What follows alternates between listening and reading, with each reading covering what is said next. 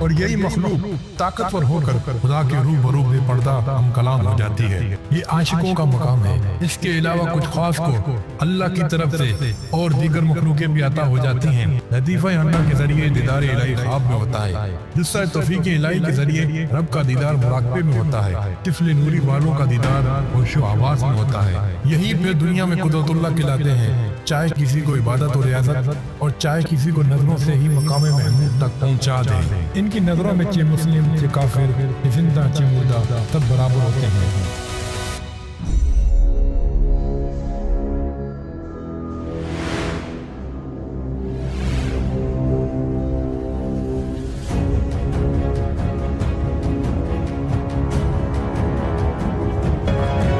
دین الہی، خدا کے پوشیدہ راز۔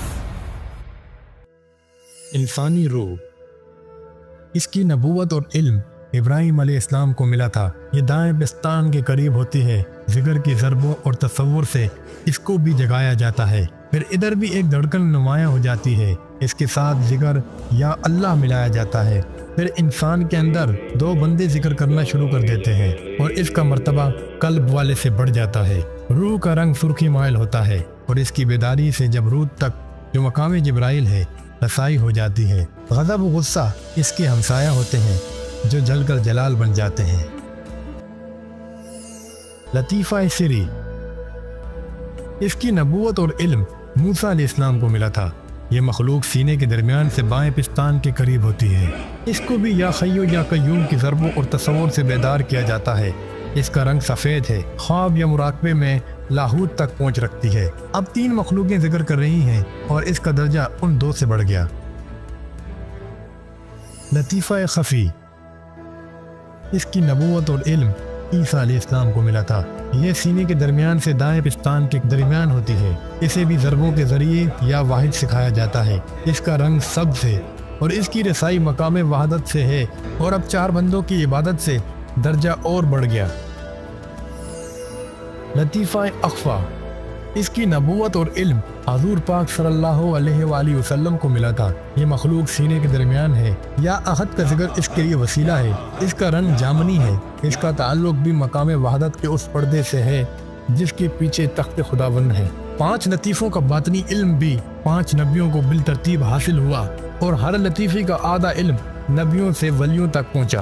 اس طرح اس کے 10 حصے بن گئے۔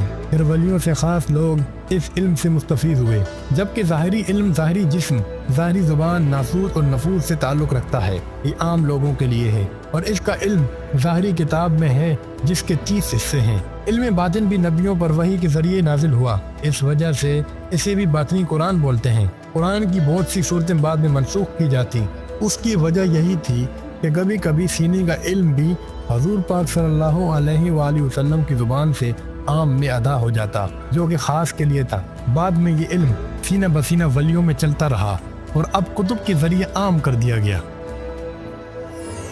لطیفہ انا، یہ مخلوق سر میں ہوتی ہے، بے رنگ ہے، یاہو کا ذکر اس کی معراج ہے، اور یہی مخلوق طاقتور ہو کر خدا کے روبرو بے پردہ ہم کلام ہو جاتی ہے۔ یہ عاشقوں کا مقام ہے۔ اس کے علاوہ کچھ خاص کو اللہ کی طرف سے اور دیگر مخلوقیں بھی عطا ہو جاتی ہیں، جیسے طفل نوری یا جثہ توفیق الہی۔ پھر ان کا مرتبہ سمجھ سے بالا ہے۔